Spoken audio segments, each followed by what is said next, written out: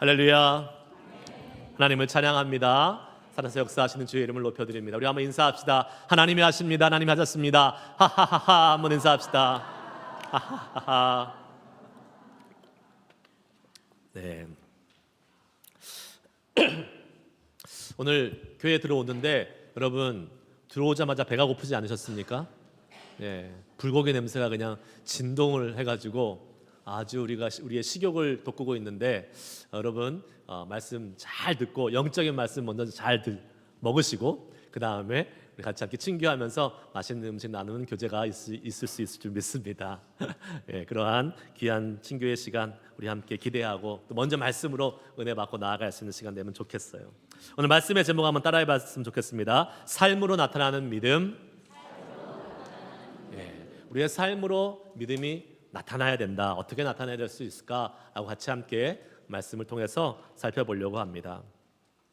여러분 어떤 한 초신자가 교회에 다니지 얼마 안 된 초신자가 경제적으로 너무 힘들고 어려운 일이 있어서 기도를 했다고 합니다. 하나님 제발 복권에 당첨되게 해주세요라고 기도했다고 합니다. 물론 교회를 오래 다녔으면 이런 기도 안 하겠죠. 제가 누구라 그랬어요? 초신자, 교회 다닌 지 얼마 안 된 사람입니다. 근데 또 이렇게 어디서 이렇게 들은 것은 있어서 작정 기도하면 잘 들어준다 해서 21일간 작정 기도를 했습니다. 하나님 제발 복권에 당첨되게 해주세요. 근데 21일이 지났는데 당첨이 안 됐습니다. 그래서 막 실망하고 있는데 이 마지막 날에 하나님께서 나타나셔서 이야기하셨대요. 기도만 하지 말고 제발 복권 좀 사고 기도해라 이렇게 말씀하셨다고 합니다. 물론 지어낸 얘기겠죠. 이런 이야기가 있을 수 있는 건 아니겠죠. 또 어떤 분은 이런 말씀 또 듣고 나면 그래 복권 사야지 이렇게 또 적용하시는 분이 있어요. 그 말씀이 아니잖아요, 여러분. 무엇입니까? 우리가 믿음을 갖고 기도했다면 그 믿음을 가지고 기도한 대로 살고 실천하자는 말 아니겠습니까, 여러분? 네. 오늘은 그 믿음에 대해서 한번 살펴보려고 합니다. 믿음에 있어서 두 가지 중요한 것이 있습니다. 첫 번째는 믿음의 대상입니다. 우리가 무엇을 믿느냐, 누구를 믿느냐가 참 중요하죠. 믿음의 대상이 잘못되면 아무리 잘 믿는다 하더라도 그 믿음은 헛된 믿음이 될 수밖에 없습니다. 예. 우리가 마치 목적지를 찾아가는데 잘못된 목적지를 찾아가서 나중에는 그 찾아간 목적지가 아무 소용이 없이 되는 것과 마찬가지라고 할 수 있겠죠. 여러분 우리의 믿음의 대상은 누구십니까? 하나님 예수 그리스도인 줄 믿습니다. 아멘 있습니까? 예, 여러분 믿음의 대상 잘 선택하고 지금 가고 있는 것입니다. 그러나 우리가 믿음의 대상을 아무리 잘 선택했다 할지라도 그 믿음이 건강한 믿음이라고 보장할 수는 없습니다. 왜 그렇습니까? 믿음의 대상이 잘 정해졌다면 그 다음에는 그 두 번째로 필요한 것이 있는데 그 믿음의 대상을 올바로 이해하고 제대로 믿어야 된다는 것이죠. 올바로 이해하고 제대로 믿어야 됩니다. 이 두 가지가 만족될 때에 우리는 비로소 건강한 믿음을 가지게 된다라고 말할 수 있습니다. 여러분은 예수님을 어떻게 믿고 계십니까? 그래서 오늘 첫 번째 우리가 함께 살펴볼 것을 한번 따라해 봅시다. 예수님은 우리의 왕이십니다. 우리는 예수님을 제대로 이해해야 됩니다. 오늘 본문 말씀의 핵심 내용은 바로 예수님이 누구신가라는 것에 대한 대화입니다. 예수님과 제자들 사이의 대화이지요. 즉 예수님의 정체성, 예수님은 어떠한 분이신가에 대한 그러한 내용들을 대화를 통해서 알려주고 있다고 볼 수 있습니다. 그런데 여러분 우리가 그 대화만 주목할 것이 아니라 지금 이 예수님과 제자들 사이의 대화가 어디에서 일어나고 있느냐 이 장소를 주목해 보면 우리는 그 예수님의 정체성을 다시 한번 더 확실하게 알 수 있습니다. 27절 말씀 한번 읽어보도록 하겠습니다. 같이 읽습니다. 시작. 예수와 제자들이 빌립보 가이사랴 여러 마을로 나가실새 제자들이 길에서 제자들에게 물어 이르시되 사람들이 나를 누구라 하느냐. 아멘. 빌립보 가이사랴라는 도시가 지금 나옵니다. 보통은 우리가 가이사랴 빌립보라고 이야기를 많이 하죠. 도시의 이름에서 알 수 있습니다. 가이사랴가 누굽니까? 가이사가 누구예요? 예, 로마의 황제 시저를 의미합니다. 즉 시저에게 바쳐진 도시라는 것을 우리가 추측할 수 있습니다. 빌립보는 뭡니까? 빌립이라는 당시 그 지역을 다스리고 있던 로마에서 임명된 분봉왕을 이야기합니다. 즉 그 도시는 빌립이라는 이 분봉왕이 시저, 즉 로마의 황제 가이사르에게 바치는 도시였어요. 그런데 여러분, 이 시저에게, 가이사르에게 바치는 그 도시가 아무 도시나 그런 이름을 주지 않습니다. 예, 황제의 그런 유신이 있지 아무 도시에다 그 이름을 붙여주지 않는다라는 거예요. 그렇게 하기 위해서는 어떠한 조건이 필요했냐면, 당시에 로마의 황제가 지상의 최고의 신이다라는 것을 인정하는 신전이 있는 곳이어야 됐습니다. 그리고 그 신전이 가장 그 도시에서 높은 곳에 위치하고 있어야 했습니다.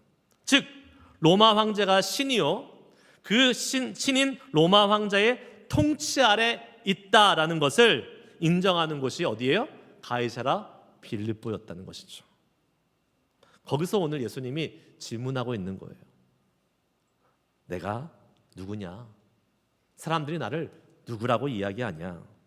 모든 사람들은 지금 로마의 황제를 신이라고 여기고 있고 그 로마의 황제를 최고로 여기고 있는데, 너희들은 과연 나를 누구라 하냐? 사람들이 나를 누구라 하냐? 예수님이 물어보고 계신 것입니다. 그러자 제자들은 예수님께 이렇게 대답합니다.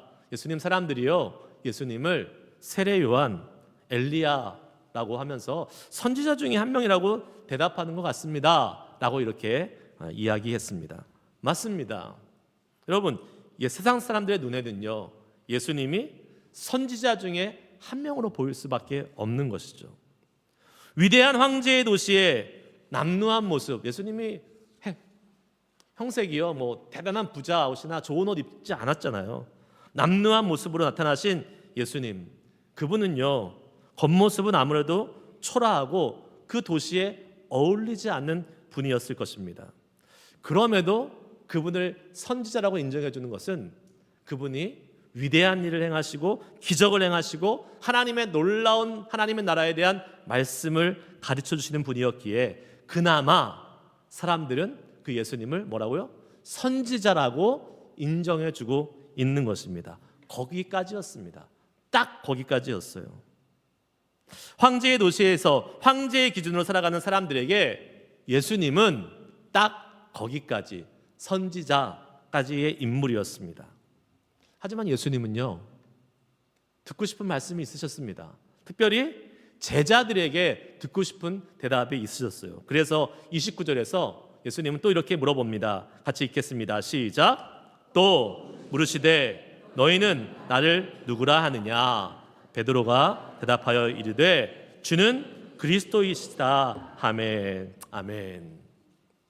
여러분, 사실 우리는요 믿음에 있어서 다른 사람에 대한 예수님의 평가와 이해가 그렇게 중요하게 생각되지 말아야 됩니다. 물론 다른 사람의 신앙, 다른 사람의 신앙 고백, 믿음이 우리에게 영향을 줄 수는 있습니다.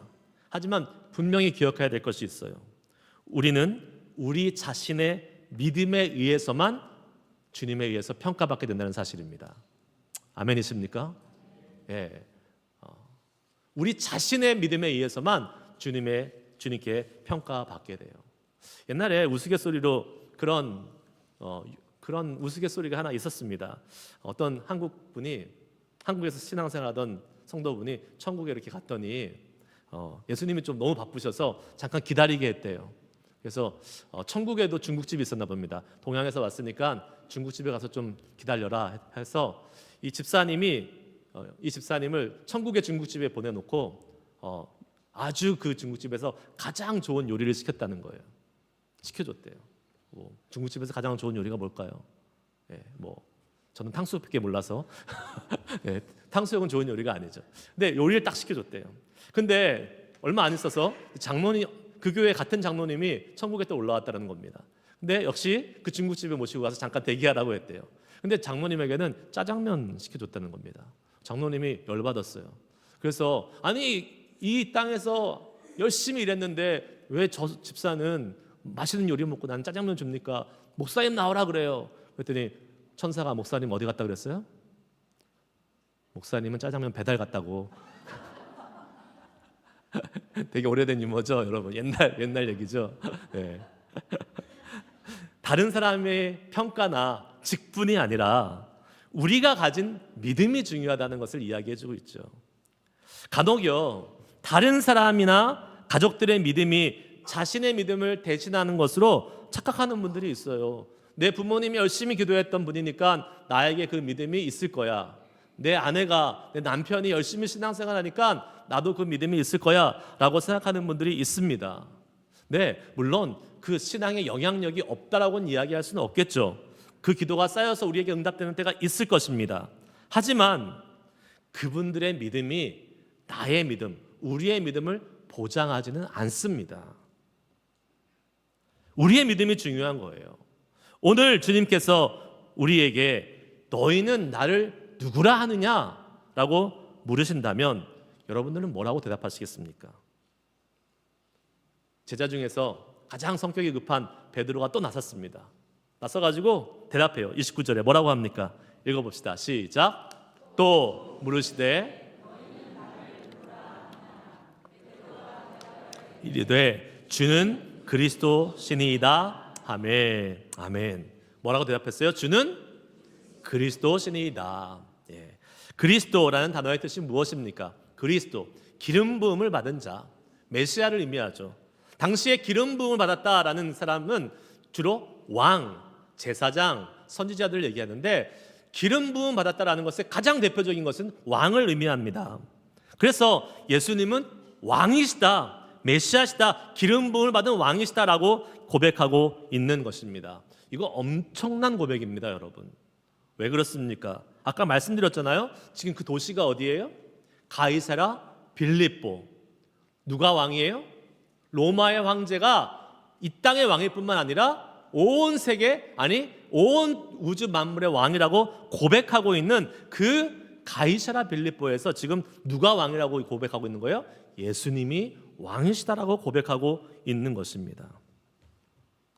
초라하고 연약해 보일 수 있는 예수님, 그러나 그럼에도 불구하고 예수님이 왕이다라고 고백하는 이 베드로의 고백은 엄청난 믿음의 고백일 수밖에 없는 것이죠.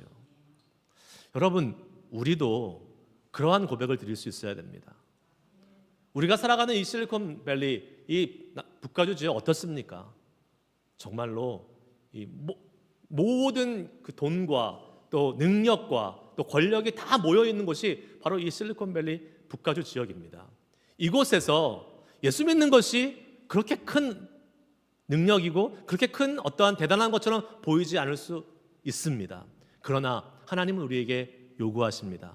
예수가 능력이요, 예수가 왕이고 예수가 전부다라고 고백할 수 있는 사람들을 찾고 계신 줄 믿습니다. 그리고 그렇게 고백하는 자들에게 하나님이 예수님의 왕 되신 능력을 우리에게 보여주실 줄 믿습니다. 아멘. 그렇게 담대한 믿음의 선언을 하실 수 있는 저와 여러분 되기를 축복합니다. 두 번째 한번 따라해 봅시다. 믿음은 하나님이 주시는 것입니다. 예수님께서 이 위대한 베드로의 고백을 듣고 베드로에게 이렇게 말씀하십니다. 베드로 위에 교회를 세우겠다고 말씀하세요.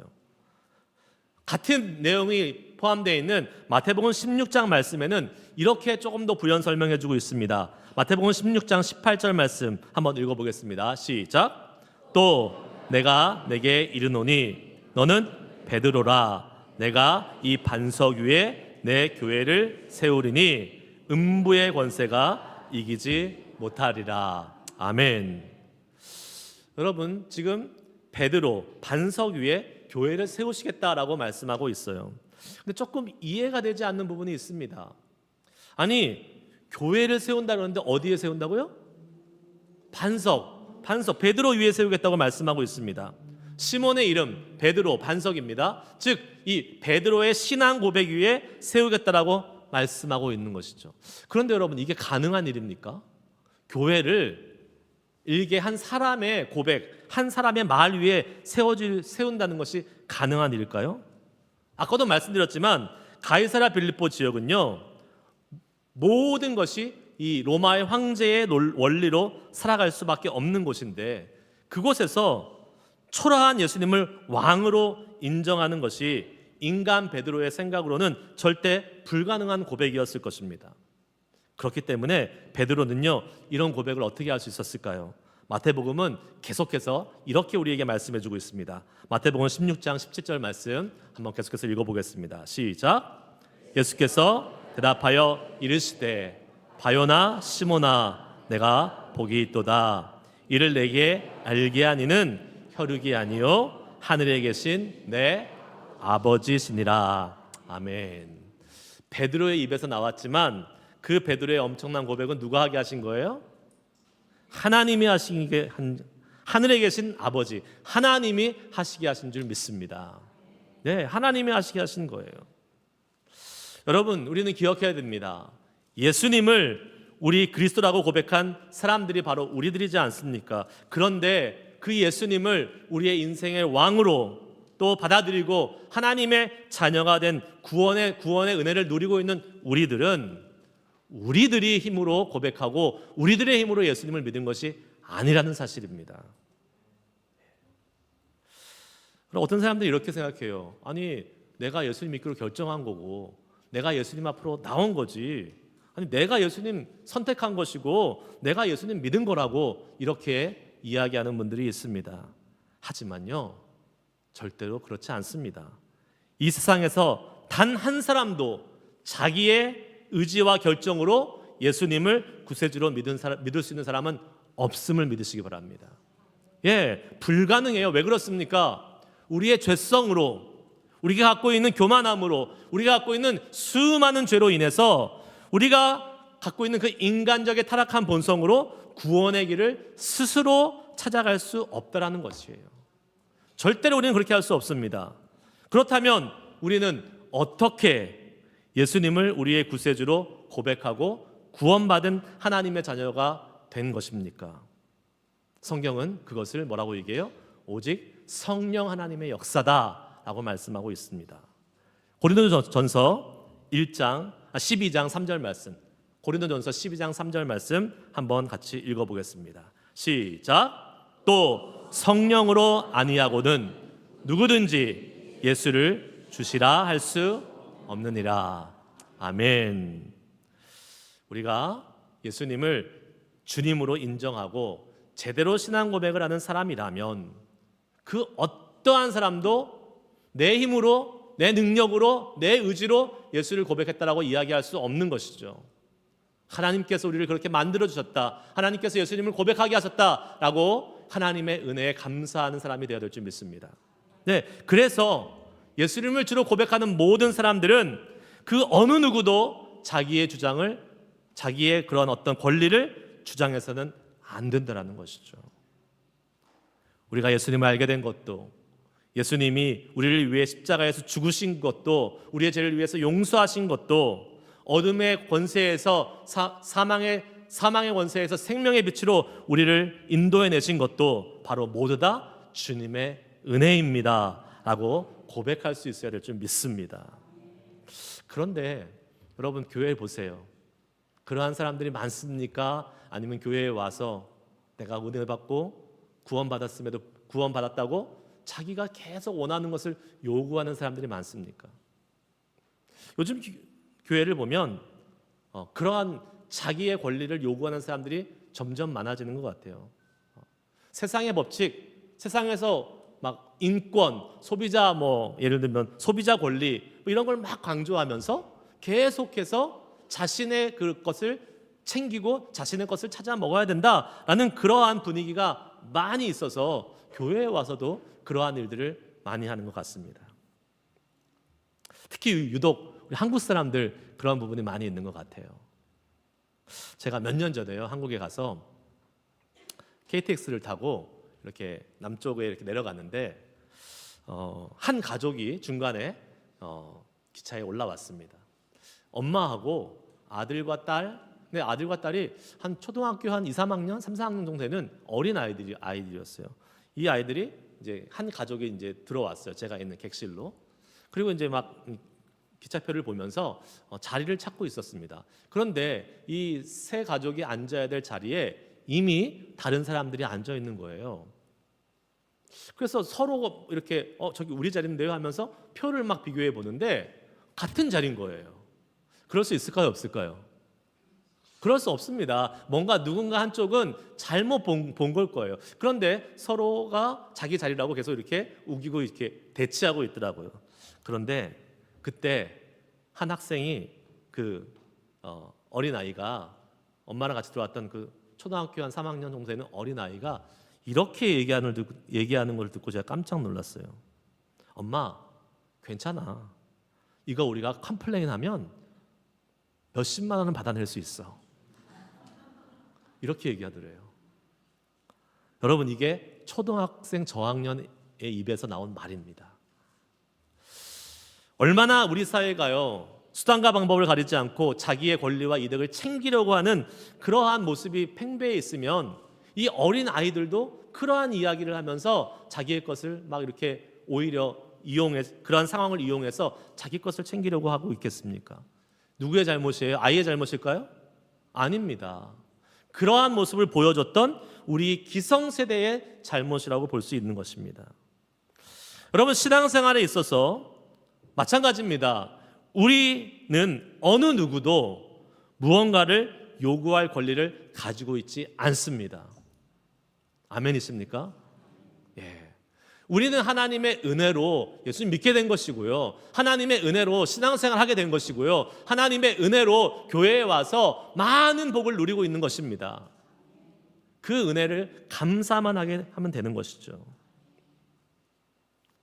베드로의 이 고백이 베드로 자신의 고백이 아니었음을 우리는 기억해야 됩니다. 성령께서, 아버지께서 하시게 하셨다는 것을 우리는 기억하면서 베드로는요, 그 신앙 고백을 하기 위해서 그저 사용받았을 뿐임을 우리는 알아야 할 것입니다. 모든 영광과 찬양은 베드로가 받는 것이 아니라 누가 받으셔야 돼요? 하나님이 받으셔야 됩니다. 우리도 마찬가지예요. 우리도 믿음이 좋을 때, 믿음으로 좋은 일을 하고 무슨 일을 감당할 때에 우리가 찬양받고 우리가 영광받는 것이 아니라 누가 찬양받으셔야 돼요? 그 일을, 그 믿음을 갖게 하신 하나님을 높여드리고 찬양해야 될 줄 믿습니다. 우리의 권리 주장해서는 안 됩니다. 주님을 향한 감사와 영광만이 있으면 되는 것을 믿으시길 바랍니다. 그것을 아는 사람이 언제나 겸손하게 은혜로 살아갈 수 있는 사람이 될 수 있을 줄 믿습니다. 세 번째, 한번 따라해 봅시다. 믿음을 삶으로 이어가야 합니다.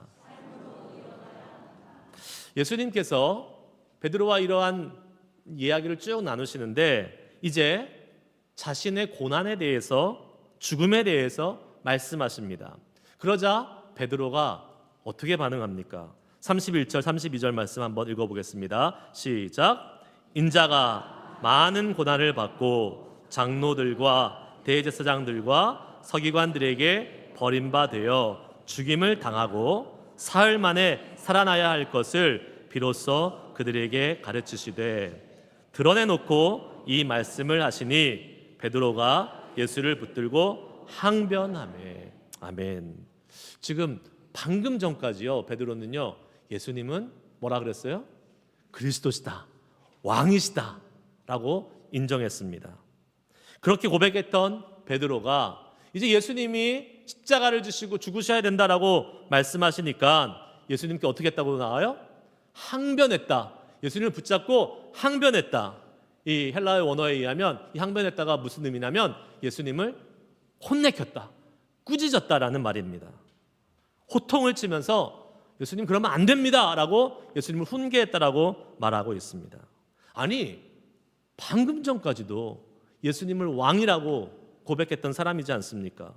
방금 전까지도 예수님은 하나님의 아들이십니다, 주는 그리스도십니다 라고 고백했던 이 베드로의 입술의 고백은 입술의 고백으로 끝났을 뿐 실제로 베드로는 그 예수님을 왕으로 대접하지는 못하고 있는 것 같습니다. 자신이 원하고 자신이 기대하고 자신이 예상했던 그러한 왕으로 예수님이 가셔야지 예수님이 십자가에 죽으시고 십자가에서 고난받으시면 안 된다라고 예수님을 훈계하고 가르치고 있는 것이죠. 그런 베드로에게 예수님은 이렇게 말씀하십니다. 33절 말씀 같이 읽습니다. 시작. 예수께서 돌이켜 제자들을 보시며 베드로를 꾸짖어 이르시되 사탄아 내 뒤로 물러가라. 내가 하나님의 일을 생각하지 아니하고 도리어 사람의 일을 생각하는도다 하시고. 아멘. 베드로를 향해서 방금 전까지 그 위대한 고백을 했던 베드로를 향해서 그가 이젠 하나님의 일을 생각하지 않고 사람의 일을 생각한다. 베드로가 자신의 인간적인 생각과 기준, 즉 세상의 기준이 적용되는 순간, 다시 말해 가이사랴 빌립보의 황제의 법칙으로 돌아가려는 순간, 그는 더 이상 믿음의 고백과는 전혀 걸맞지 않는 반응을 보이게 됐다는 사실이에요. 여러분, 우리도 마찬가지입니다. 우리의 입술의 고백과 삶의 모습이요 얼마든지 다를 수 있습니다. 우리가 입술로 말로는 얼마든지 하나님을 찬양한다고 하나님께 기도하고 하나님을 높여드리고 믿음의 고백을 할 수 있지만 실질적으로 우리의 삶은 얼마든지 그렇지 않을 수도 있다라는 거예요. 요즘 우리 이 시대를 살아가는 크리스찬들이 어떻습니까? 교회에 와서 예배할 때는 정말 우리의 믿음을 다 다해서 하나님을 찬양합니다. 주님께 기도할 때 그보다 큰 믿음의 기도는 없는 것처럼 주님 앞에 기도하며 나아갑니다. 그런데 정말 그 입술의 고백처럼 우리의 삶은 주님 앞에 드려지고 주님을 인정하고 있습니까? 주님의 말씀대로 살아가고 있습니까? 제가 기억나는 한 가지 에피소드가 있는데요. 예전에 이러한 이슈가 하나 있었어요. 어떤 교인이 교회에 예배드리러 가기 위해서 차를 몰고 운전해서 교회에 갔는데 주차가 마땅치 않으니까 어떤 한 사람 집에 앞에다가 주차를 했습니다. 그런데 그 주차를 한 그 스팟이 차고 그 집의 차고 앞에 딱 막아놓은 거예요. 근데 이제 한국에서 있었던 일이에요. 그랬더니 거기다가 이제 한국은 이제 번호를 써놓지 않습니까? 연락처를 이렇게 써놓는 거예요. 그리고 예배를 갔습니다. 아니나 다를까 집주인이 이제 나와야 되는데 차가 막혀 있으니까 이제 그 번호로 전화를 걸었어요. 예배드리던 교인이 잠깐 나와서 받았습니다. 지금 제가 나가야 되니까요. 이 차를 좀 빨리 빼주셨으면 좋겠습니다. 그랬더니 그 예배드리던 분이 이렇게 대답했다고 합니다. 30분만 기다려주세요. 30분 지나면 예배가 끝나니까 예배 끝날 때까지 기다려주세요. 이렇게 이야기했다라는 겁니다. 어떻게 됐을까요? 두 사람이 큰 소리를 고성을 지르면서 서로 전화로 막 싸웠다라는 것입니다. 여러분, 과연 이 교인은 무엇을 위해 예배드리고 있는 것일까요? 아무리 위대한 믿음의 고백을 해도요, 그것이 삶과 연결되어 있지 않으면 그것은 허공을 치는 메아리와도 같습니다. 아무리 찬양하고 아무리 말씀을 듣고 아무리 믿음의 기도를 해도 그것이 삶과 연결되어 있지 않으면 아무 소용없는 거예요. 행함이 없는 믿음은 죽은 믿음이다라고 성경은 말씀해주고 있지 않습니까, 여러분? 말씀 마치겠습니다. 예수님은 오늘 본문 마지막에서 우리에게 이렇게 권면해 주십니다. 34절 말씀 한번 읽겠습니다. 시작. 무리와 제자들을 불러 이르시되 누구든지 나를 따라오려거든 자기를 부인하고 자기 십자가를 지고 나를 따를 것이니라. 아멘. 주는 그리스도시요 살아계신 하나님의 아들이십니다 고백했던 베드로의 고백을 듣고 예수님은요, 그 고백으로 끝나는 것이 아니라 너가 정말 나를 왕으로 고백한다면 어떻게 하라고요? 자기를 부인하고 십자가를 지고 따르는 삶을 살라라고 말씀해주고 있습니다. 삶으로 그 믿음의 고백이 연결돼야 된다라고 말씀해주고 있는 것이죠. 우리의 믿음이 우리의 입술에서 머무는 것이 아니라, 믿음의 고백으로 머무는 것이 아니라 실제 우리의 삶으로 나타날 수 있기를 소망하면서 우리에게 지어진 십자가 지고 예수님을 따라갈 수 있는 우리들이 되어야 될 줄 믿습니다. 십자가 진다는 건 뭡니까?